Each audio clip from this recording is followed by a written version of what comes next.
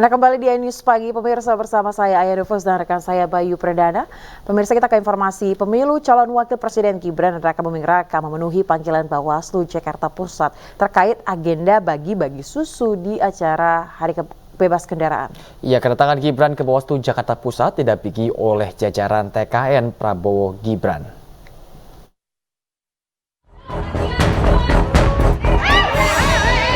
Calon wakil presiden nomor urut 2 Gibran Raka Buming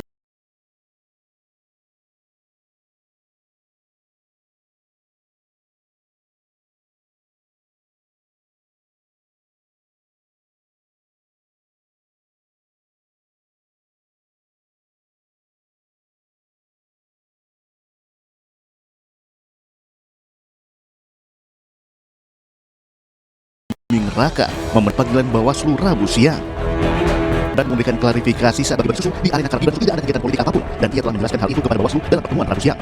Gibran tiba di kantor Bawaslu Jakarta Pusat pada pukul 13.40 waktu Indonesia Barat. Terima kasih. Hari ini kita memenuhi panggilan undangan dari Bawaslu Jakarta Pusat. Sudah kami jelaskan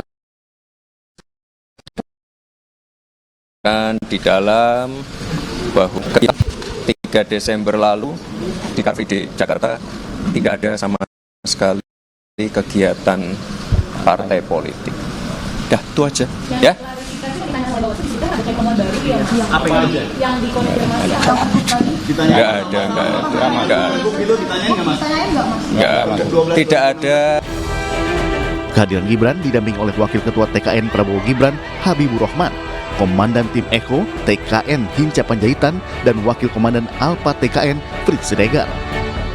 Dari Jakarta, Tim Liputan iNews melaporkan. Pemirsa, sementara itu setelah deklarasi dukung Gibran, belasan oknum anggota Satpol PP Garut, Jawa Barat disanksi skorsing dan tak digaji selama 3 bulan. Deklarasi dukungan itu disebut atas inisiatif salah satu petugas. Dari Forum Komunikasi Bantuan Polisi Pamung Praja Kabupaten Garut menyatakan Indonesia membutuhkan pemimpin muda di masa depan. Mas Gibran Raka Buming Raka. Viral video sejumlah oknum anggota Satuan Polisi Pamung Praja Kabupaten Garut, Jawa Barat memberikan dukungan pada calon wakil presiden nomor urut 2 Gibran Raka Buming Raka. Dalam video itu, mereka menyatakan Indonesia butuh pemimpin muda di masa depan. Akibatnya ke-13 oknum anggota Satpol PP non-PNS ini diperiksa secara tertutup. Dari hasil pemeriksaan, mereka pun diberikan sanksi skorsing. Kami telah melakukan sidang kode etik, walau bagaimana kita lakukan, karena ini bukan seorang ASN. Kalau ASN atau PNS ini sidangnya nanti di BKD, tapi karena ini penegak kontrak, kita lakukan internal di sini. Tentu saja kita sudah memutuskan, karena sesuai dengan ketentuan di sini, yang bersangkutan kena skorsing. Selain itu, berdasarkan pengakuan mereka, video viral dukungan terhadap Gibran dilakukan atas inisiatif salah seorang petugas dan dibuat di salah satu pos pengamanan perkotaan. Dari Garut, Jawa Barat, Iis Solihin, iNews melaporkan. Sementara itu, Kepala Staf Kepresidenan Republik Indonesia, Muldoko, menyebut bahwa deklarasi dukungan Satpol PP Garut terhadap Gibran Raka Buming Raka tidak melanggar kode etik. Menurut Muldoko, Satpol PP Garut bisa saja mencari keadilan untuk kondisi mereka, tidak hanya terhadap Gibran, tapi juga paslon lain. Enggak ya, karena ini sebuah organisasi yang belum terakui secara baik, belum mendapatkan posisi yang jelas, posisi di ASN-nya itu, maka ya wajar mereka bisa menyampaikan kepada siapapun. Mungkin kebetulan ada salah satu calon di situ, ya disampaikan. Buktinya waktu saya di Semarang juga pernah menyampaikan, kira-kira 2 tahun yang lalu, proses. Sementara Menko Polhukam Mahfud MD, pemirsa, menegaskan aksi dukungan anggota Satpol PP ini melanggar aturan dan kode etik. Pasalnya, Satpol PP diangkat pemerintah untuk melayani masyarakat, sehingga tidak boleh menunjukkan keberpihakan. Itu tidak boleh, ya. Seharusnya itu tidak boleh. Itu pelanggaran kode etik dan pelanggaran aturan sebenarnya. Itu kan Satpol PP itu diangkat untuk melayani masyarakat, membantu pemerintah. Kalau lalu mihak-mihak gitu tuh sudah melanggar, dan sekelas Satpol PP itu saya kira tidak seberani itu kalau tidak ada yang mendorong. Nah, tinggal siapa yang mendorong itu, apakah orang luar atau orang dalam. Nah, nanti kita lihat. Tapi itu tidak boleh dilakukan. Pemirsa, tim hukum TPN Ganjar Mahfud melaporkan kasus pengeroyokan oknum TNI terhadap 7 relawan Ganjar Mahfud di Komnas HAM.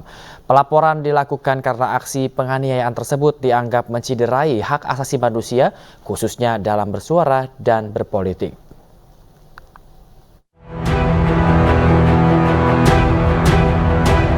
Tim hukum TPN Ganjar Mahfud melaporkan kasus penganiayaan oknum TNI terhadap 7 relawan TPN ke Komnas HAM Rabu pagi.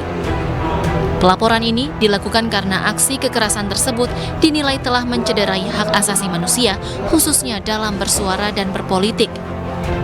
Selain itu, Komnas HAM juga diminta untuk memberi perlindungan kepada para korban dan keluarganya untuk mencegah adanya intimidasi dan ancaman. Kami tim hukum TPN Ganjar Mahfud hari ini menyampaikan laporan kepada Komnas HAM terkait dengan apa yang terjadi di Boyolali, peristiwa yang terjadi pada tanggal 30 Desember yang lalu ya. Kami menyampaikan kepada Komnas bahwa peristiwa tersebut adalah merupakan bentuk dari pelanggaran hak asasi manusia, khususnya pelanggaran terhadap hak bebas dari penyiksaan dan perlakuan lain yang kejam. Usai menerima laporan, Komnas HAM akan berjanji akan melakukan pendalaman dan mengumpulkan beberapa bukti sebelum menyelidiki lebih lanjut. Komnas HAM juga menyampaikan agar semua aparatur negara dari tingkat ASN hingga kepala daerah dalam menjalankan tugasnya tidak mencampur adukan tugasnya sebagai aparatur negara dengan politik di masa kampanye. Dari laporan itu memang masih ada beberapa hal yang perlu kita dalami. Misalnya kita butuh kronologis yang lebih rinci dari tim hukum. Demikian juga kita butuh salin visum. Kemudian kita juga masih memerlukan salinan atau rekaman CCTV. Dan itu kita akan terus koordinasi dengan tim hukum agar gambaran dari peristiwa itu dapat lengkap utuh gitu ya. Nah, dari situ nanti kami akan melakukan analisis apakah dari peristiwa ini ada pelanggaran HAM-nya atau tidak. Beberapa waktu lalu, pengeroyokan relawan Ganjar Pranowo Mahfud MD yang terjadi di depan Batalion Infanteri 408 Raider Kodam 4 di Ponegoro terekam kamera CCTV. Dalam video, sejumlah oknum prajurit menghampiri pemotor yang tengah melintas dan menarik serta menganiaya hingga terjatuh ke jalan. 4 orang terluka akibat peristiwa ini. Dari Jakarta, Steven Patinama, Eri Nugraha, iNews melaporkan. Ganjar Pranowo Mahfud MD menjadi calon presiden dan wakil presiden pilihan generasi Z atau Gen Z. Hal itu terbukti pemirsa dari hasil jajak pendapat yang dilakukan oleh Lembaga Arus Survei Indonesia atau ASI. Pasangan calon presiden dan wakil presiden nomor urut 3 Ganjar Mahfud mendapat elektabilitas 34,9%. Kemudian disusul pasangan Prabowo Gibran dengan elektabilitas 33,1%. Sementara elektabilitas Anies Muhaimin 26,1%. Survei ini dilakukan pada 16 hingga 21 Desember 2023 di 34 provinsi dengan populasi survei Gen Z atau usia 17 hingga 23 tahun.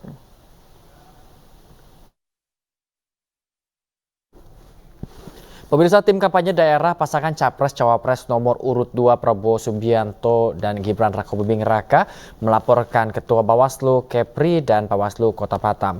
Hal itu terkait dugaan pengrusakan baliho Prabowo Gibran yang terpasang di landmark Welcome to Batam.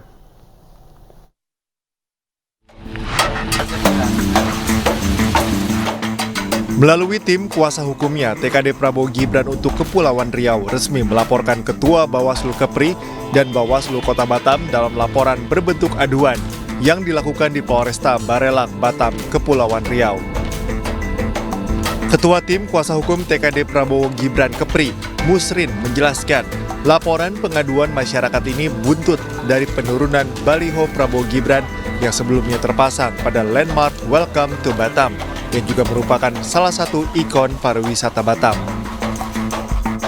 Pihak TKD Prabowo Gibran mengaku telah mendapatkan izin dari pemerintah Kota Batam yang turut dilampirkan sebagai bukti. Yang kita sampaikan tadi kepada Polresta Barelang, ya, dalam hal ini kita buat pengaduan dulu ya, laporan pengaduan dengan dugaan pengerusakan yang dilakukan dan diduga dilakukan oleh Ketua Bawaslu Provinsi Kepri dan Ketua Bawaslu Kota Batam. Terkait daripada pemasangan baliho Prabowo Gibran di Welcome to Batam tersebut, kita dari tim TKD Prabowo Gibran Provinsi Kepri sudah melayangkan surat ke pemerintah Kota Batam dan kita sudah mendapatkan izin ya. Jadi sebelum kita melakukan pemasangan baliho tersebut, kita sudah mendapatkan izin dari pemerintah setempat. Sebelumnya pihak Bawaslu Kepri menegaskan bahwa pemasangan APK di landmark Welcome to Batam melanggar aturan pemilu terkait penempatan APK yang sudah ditetapkan dalam PKPU. Pihaknya juga mengaku telah berkoordinasi dengan TKD Prabowo Gibran Kepri sebelum melakukan pencopotan APK tersebut. Dari Batam, Kepulauan Riau, Gusti Yenosa, iNews melaporkan.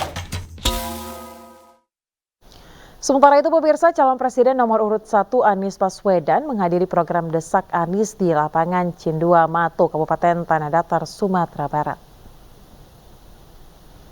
Kedatangan Anies langsung disambut antusias warga. Di hadapan masyarakat, Anies berjanji memprioritaskan 5 program untuk Sumatera Barat, mulai dari perbaikan jalan nasional, embarkasi haji di Sumbar, hingga pembangunan stadion sepak bola berstandar FIFA.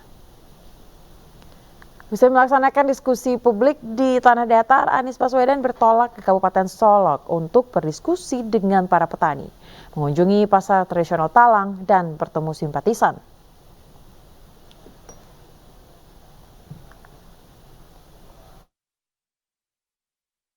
Ya, pemirsa, calon presiden nomor urut 3 Ganjar Pranowo melanjutkan safari kampanye di Jawa Tengah dengan mengunjungi desa pengrajin ukir di Kecamatan Mayong, Jepara.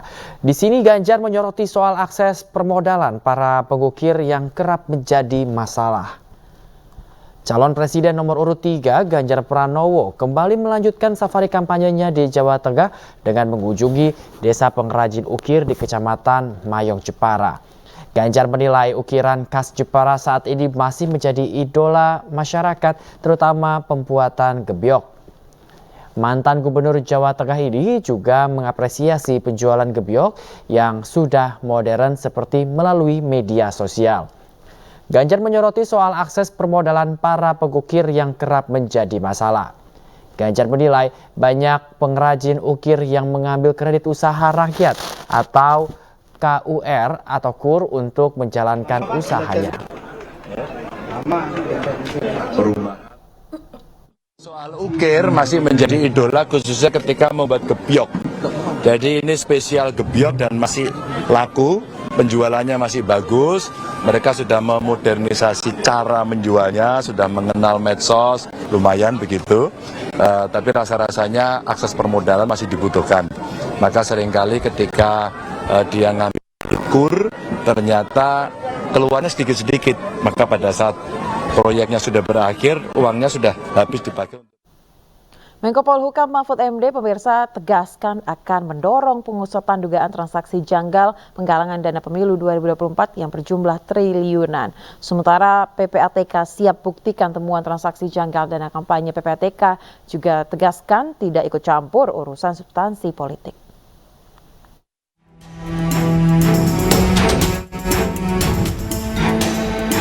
Isu transaksi janggal dengan nilai triliunan terendus oleh PPATK. Bahkan transaksi ini ditemukan di antara ribuan rekening calon anggota legislatif dan partai politik. Dugaan sementara, dana ini terkait kampanye peserta pemilu, bahkan transaksi janggal ini melonjak hingga 100%. Menteri Koordinator Politik Hukum dan Keamanan Mahfud MD mendorong pengusutan dugaan transaksi janggal dalam penggalangan dana pemilu 2024. Mahfud juga tegaskan akan usut tuntas temuan PPATK terkait transaksi janggal. Supaya diusut tuntas, itu biasa aja. Sudah sering banyak yang begitu. Gak hanya kali ini judulnya ke parpol gitu, tapi harus diusut tuntas. Saya akan ikuti terus ini sesuai dengan tugas saya, kan gitu. Sebelumnya, PPATK telah memantau ratusan ribu safe deposit box di Bank Umum Swasta Nasional ataupun Bank BUMN pada periode Januari 2022 hingga 30 September 2023. Hasilnya, PPATK temukan transaksi mencurigakan yang terlacak lebih dari 6.000 rekening peserta pemilu dan pengurus partai. PPATK pun siap bekerja sama dengan pihak manapun dan buktikan transaksi janggal dana kampanye. Namun, PPATK menegaskan bahwa pihaknya tidak ikut campur urusan substansi politik. PPATK hanya fokus pada pencegahan tindak pidana pencucian uang. Rekening dari beberapa partai politik itu dan pihak terkaitnya justru melonjak secara tajam, bahkan di atas 100% dengan nilai lebih dari 1 triliun rupiah. Nah, ini yang unsur mencurigakan. Kami sebenarnya tak ikut campur substansi urusan politik yang ada. PPATK itu lebih fokus pada upaya untuk mencegah dan memberantas tindak pidana pencucian uang. Sementara itu, Bawaslu mengingatkan agar para peserta pemilu untuk taat dan patuh dalam menggunakan rekening khusus dana kampanye.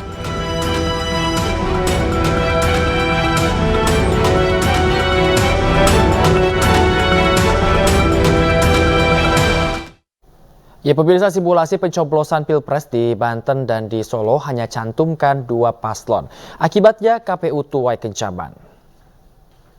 Badan Pengawas Pemilu Provinsi Banten mempertanyakan simulasi pemungutan perhitungan dan rekapitulasi hasil suara Pilpres 2024. Dalam simulasi yang dilakukan oleh KPU Kabupaten dan Kota di Banten hanya mencantumkan 2 paslon pada surat suara pemilihan presiden dan wakil presiden. Tidak hanya di Banten, PDIP Solo juga memprotes simulasi surat suara Pilpres dari Komisi Pemilihan Umum gara-gara simulasi surat suara hanya menampilkan 2 kolom pasangan calon presiden dan wakil presiden. Sementara diketahui pada Pilpres 2024 diikuti oleh 3 pasangan calon. Kita semua punya hak untuk bertanya kenapa hanya 2 paslon yang ditampilkan dalam simulasi itu. Nah, kalau orang awam akan mungkin ya sebagian tidak peduli, ya, tapi saya yakin orang awam itu cerdas, sangat tahu ya bahwa aneh ya simulasi semacam ini. Dalam hati saya bertanya, apakah kita masih punya confidence terhadap profesionalitas KPU misalnya dalam melakukan simulasi ya, dalam mengadminister ya, mengelola pemilu ini. Lihat apa yang terjadi di Taiwan misalnya dengan kertas suara yang sudah ya dicoblos lebih dulu. Ya. Saya tahu ada penjelasan ya mengenai hal ini diberikan oleh pihak KPU. Tapi saya punya pengalaman sebagai kepala perwakilan Indonesia di luar negeri. Ya. Dan biasanya dalam pemilu yang punya hak pilih itu kan yang terdaftar dalam DPT. Ya. Tidak semua warga negara Indonesia itu mendaftar di kedutaan. Nah, jadi kalau ada yang curiga, oke, nanti yang memilih itu adalah yang ada dalam DPT. Tapi yang tidak memilih ya, ini tidak akan memilih. Nah, tapi suaranya siapa yang akan pakai itu? Apakah kertas suara yang sudah dicoblos ini ya, itu bagian dari skenario itu? Nah, jangan salahkan saya, salahkan publik yang menduga-duga, yang akan berspekulasi soal semacam ini. Karena itu KPU harus betul-betul sangat profesional, fair dan imparsial dalam tugasnya ya, mengawal dan mengelola. Pemirsa, generasi muda memegang peranan penting pada pelaksanaan pemilu 2024. Hal itu lantaran hampir 113 juta pemilih berasal dari kelompok muda.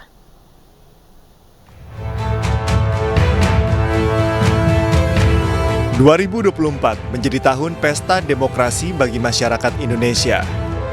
Warga Indonesia akan memilih presiden dan wakil presiden serta anggota legislatif di tahun ini. Lebih dari 50% pemilih dalam pemilu 2024 didominasi golongan muda dengan rentang usia 17 hingga 40 tahun. Merujuk data KPU terkait DPT pada pemilu 2024, kelompok milenial dan Gen Z ada sebanyak 113 juta pemilih atau 58,45%. Dengan rincian, milenial 66,8 juta, sedangkan Gen Z sebesar 46,8 juta. Milenial dan Gen Z memegang peranan penting pada pelaksanaan pemilu 2024 karena jumlah mereka mendominasi di kalangan yang memiliki hak untuk mencoblos. Anggota KPU August Melas meyakini generasi muda juga diyakini dengan keramahannya terhadap teknologi informasi membantu KPU memfilter misinformasi, disinformasi, hoax, dan ujaran kebencian. Sementara berbagai elemen kaum muda terus menyuarakan dukungannya terhadap masing-masing capres. Salah satunya tim pemenangan muda Ganjar Mahfud bersama kaum milenial Gen F for Ganjar Mahfud menggelar forum diskusi pentingnya peran muda Satset Wirausaha dan Tastes dalam bekerja untuk Indonesia unggul. Ide serta gagasan Gen Z dan milenial diharapkan dapat berkolaborasi dengan pemerintah demi Indonesia yang lebih baik.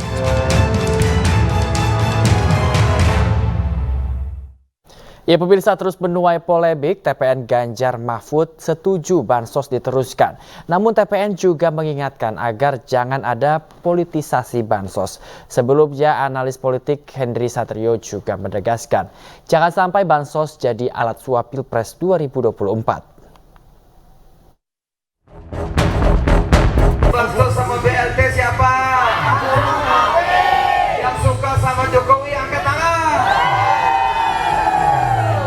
Kebijakan penyaluran bantuan sosial atau bansos terus menjadi polemik karena dilakukan di masa kampanye. Banyak pihak menuding bansos dijadikan alat politik untuk mendulang suara di Pilpres 2024. Pihak TPN menyebutkan apa yang disampaikan Zulkifli Hasan adalah bentuk politisasi bansos yang menguntungkan pihak tertentu. Pada dasarnya, TPN setuju bansos diteruskan, namun dengan syarat agar jangan ada politisasi bansos. Apa yang dilakukan oleh Zulkifli Hasan adalah politisasi bansos untuk kepentingan paslon tertentu, dan ini bukan saja salah. Menurut saya, apa yang dilakukan oleh Zulkifli Hasan itu bisa disebut sebagai politically incorrect, politically wrong, and politically unethical. TPN setuju bansos diteruskan karena rakyat memang membutuhkan itu. Yang harus diingat adalah bansos itu uang rakyat yang penyalurannya disetujui oleh DPR bersama pemerintah. Marilah kita bersikap jujur. Sebelumnya, pernyataan Zulkifli Hasan memantik kritik Alisa Wahid, putri Presiden RI ketiga Gus Dur, yang menyebutkan agar Zulkifli Hasan jangan membodohi masyarakat dengan mempolitisasi bansos jelang pemilu 2024. Bahkan analis politik Henry Satrio juga menegaskan, jangan sampai bansos jadi alat suap Pilpres 2024. Dan pemerintah gagal menurunkan harga sembako, menurunkan harga-harga barang lainnya, gagal meningkatkan kesejahteraan rakyat, maka digelontorkanlah bansos itu. Jadi itu adalah upaya suap, Pak, sebetulnya. Upaya suap. Upaya membeli suara rakyat, Pak. Bansos dari pemerintah memang sangat dibutuhkan, namun jangan sampai disalahgunakan. Penyelenggara dan pengawas pemilu harus lebih bersikap proaktif dalam mengantisipasi hal-hal yang tidak diinginkan agar pemilu dapat berjalan tanpa kecurigaan, bahkan kecurangan. Tim Liputan iNews melaporkan. Pemirsa, program kerja yang dicanangkan Capres-Cawapres Ganjar Mahfud MD mendapat apresiasi dari para caleg Partai Perindo. Program yang dicanangkan diantaranya adalah Satu Keluarga Satu Sarjana dan program ketahanan pangan.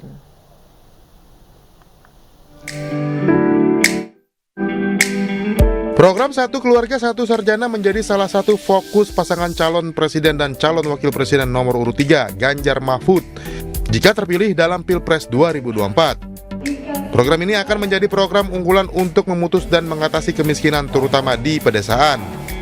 Dalam podcast aksi nyata, Caleg DPR RI Dapil DKI Jakarta 1 dari Partai Perindo, Aiman Wicaksono, mengapresiasi program Capres Ganjar Pranowo di bidang pendidikan ini. Kita bisa melihat di sini bahwa semangatnya adalah pendidikan gratis, pendidikan baik untuk negara yang maju. Itu untuk gampang diterima pada publik. Kita bicara bahwa satu keluarga harus satu sarjana, itu ikhtiar, itu cita-cita yang harus dilakukan, dan itu insya Allah terjadi jika Mas Ganjar dan Pak Mahfud menjadi presiden dan wakil presiden. Sementara dalam bidang pangan, Ganjar Mahfud akan mengatasi krisis pangan dan meningkatkan kualitas pangan melalui program ketahanan pangan. Pak Ganjar dan Pak Mahfud itu luar biasa, sudah merencanakan bagaimana jalan keluar untuk krisis pangan ke depan. Salah satu kekuatan yang mereka prioritaskan tentu adalah ketahanan pangan dan bagaimana meningkatkan kualitas. Melalui berbagai program kerjanya, Ganjar Mahfud akan berjuang untuk kepentingan dan kesejahteraan masyarakat. Tim Liputan iNews melaporkan.